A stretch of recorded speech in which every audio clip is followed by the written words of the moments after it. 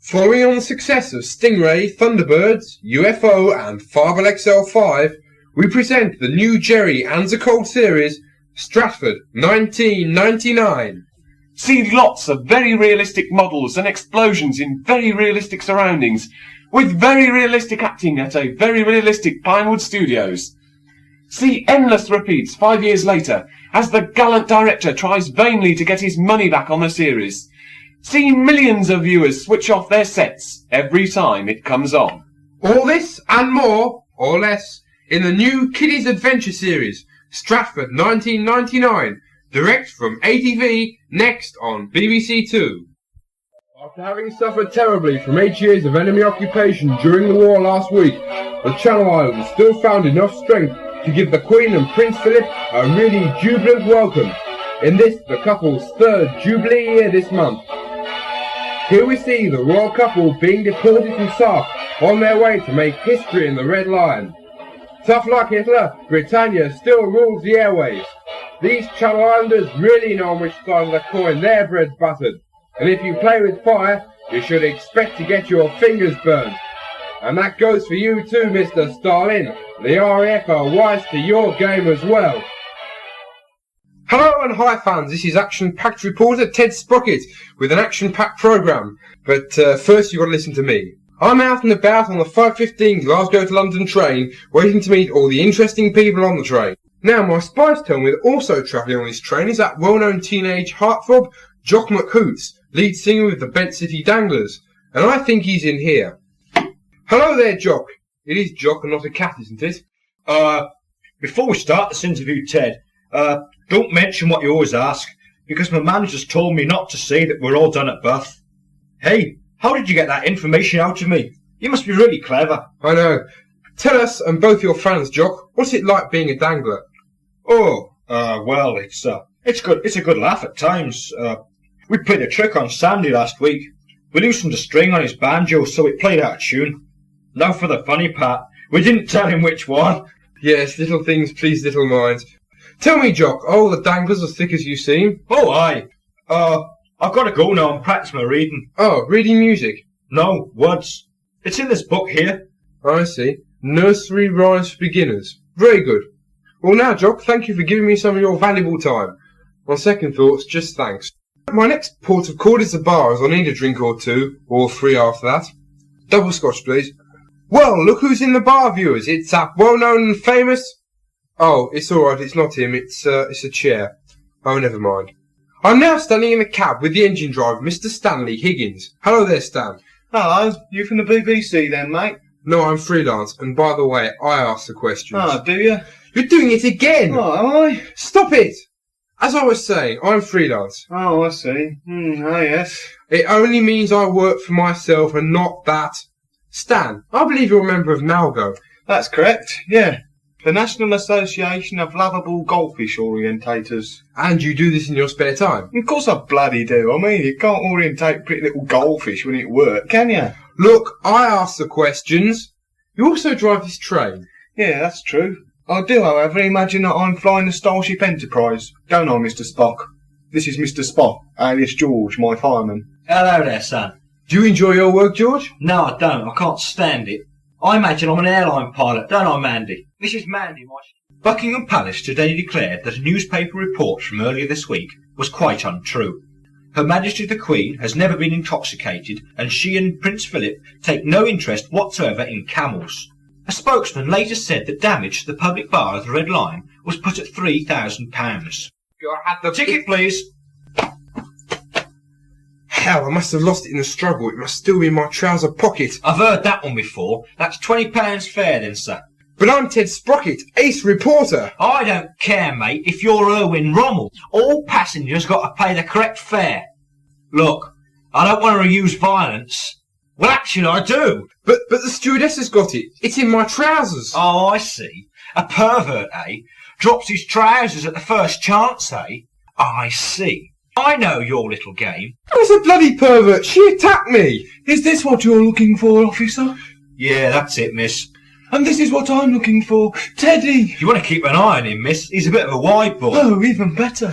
I love him all, from his reporter's notebook to his signed photo of the England team. Give me back my trousers this minute. Here's a special message for drivers in the North Sea area. Start swimming, there's no roads. I wonder, how many of you have ever stopped to wonder what the world would be like if the roles of the two sexes were reversed?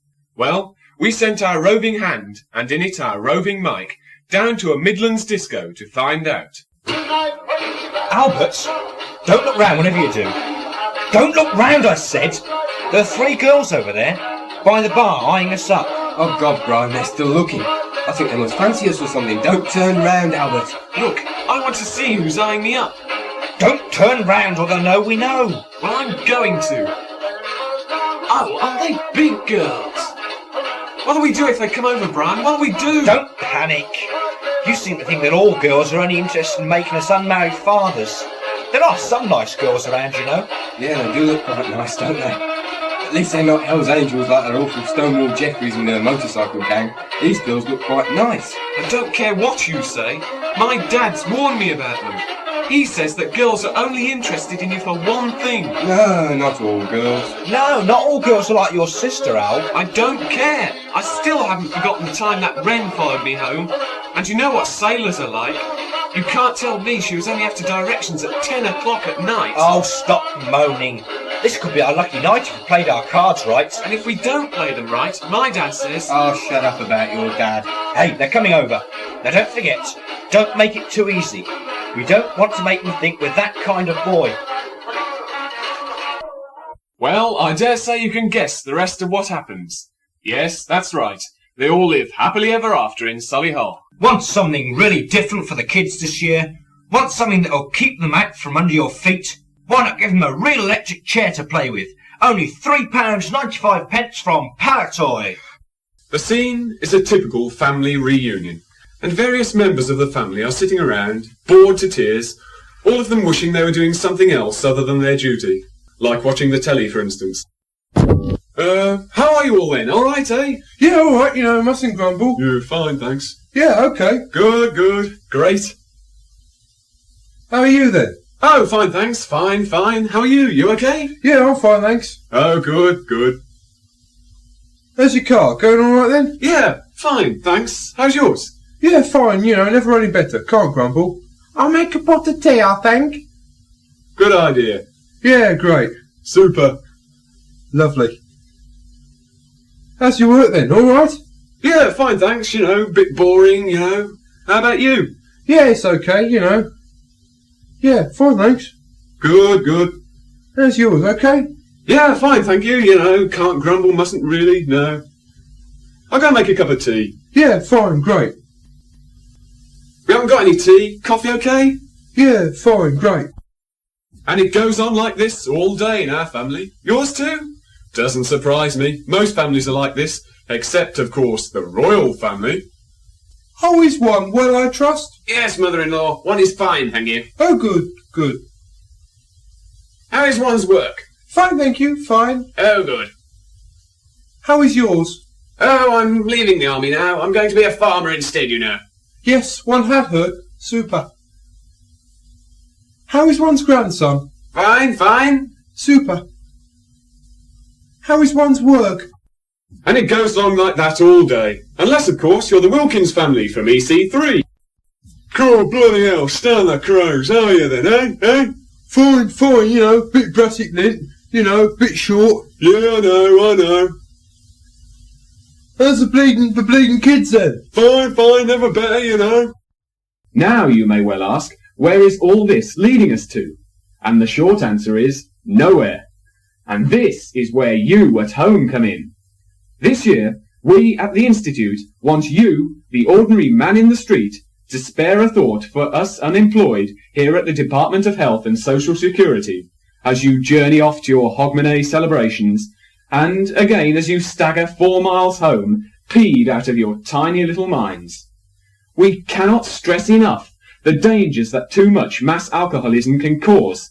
So, instead, we're just going to go on and on about it in government-sponsored health warnings like these until you know it all backwards.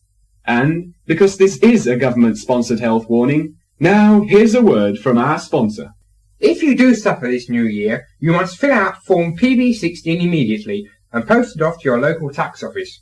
If you cannot get Form PB16 in time, you must fill out Form HX21 instead and post it off.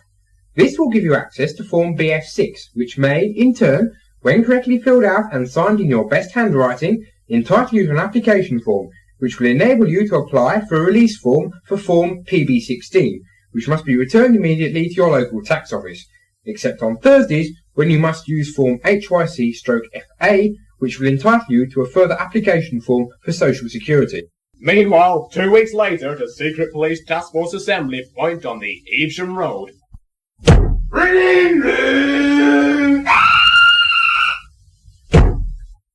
I have an 80p stamp, please? I'm sorry, but they've gone up. You give me a stamp or I'll open fire. Help! Police! Hard luck, they've gone. Hand over the stamp and leave the money out. It's not worth anything. What has always to do with sex? Well, in short, not a lot. But what was sex really like in the trenches during the 1418 war? Brigadier General Sir Brian Bertram was there at the time. Sex. Yes, sex. Absolutely non-existent, old chap. I love you while I'm living. I love you when I'm dead. I love you, dear, forever. Now shut up and get in bed. Sit down, Dad. Your father wants a word with you, don't you, dear? Well, Don't interrupt, dear. Now, Ted, your father and I do and I think he does. Well, me at least. We both think it's high time you stopped enjoying yourself and settled down and got married, don't we, Brian? Yes, we do. Now, I know a very nice girl not far from us, just down the road. Not Martha Saperstein again, Mother. And why not? She's a good middle-class girl and... Mother, just because I used to carry her bag when we were in the 3rd year, and just because she sent me a combined Christmas, birthday and Valentine card, and just because her old man owns most of ICI, you automatically think I ought to marry her. And why not? I only spoke to Mrs. Saperstein as we were doing the washing on Wednesday. No, tell a lie, it must have been Thursday because Everdale Farm was on. Anyway, she said that young Martha was pining away for it. I mean you. I said to your father, I said, didn't I, Brian? yes, dear. See, I did. I said to your father, I said, that's the kind of girl our Ted should be with, and not running all over the world and Newcastle enjoying himself year in, year out. When I was your age, I'd done 10 years national service. There was a printing error, but I still did my duty all the same. I avoided your mother like that. And where do you think you're going, Ted Sprocket? The bar. You'll end up debauched, just like your Uncle George, and you know what happened to him. He died rich. Now, Ted, don't have more than half a pint of shandy, and don't smoke either. If I catch you smoking, you'll be for it. Got it? Yes, Mother. Next week, Lieutenant Glansky and the rest of the Stratford 5-0 team return in yet another action-packed, stereotyped episode. So until then, here's some music.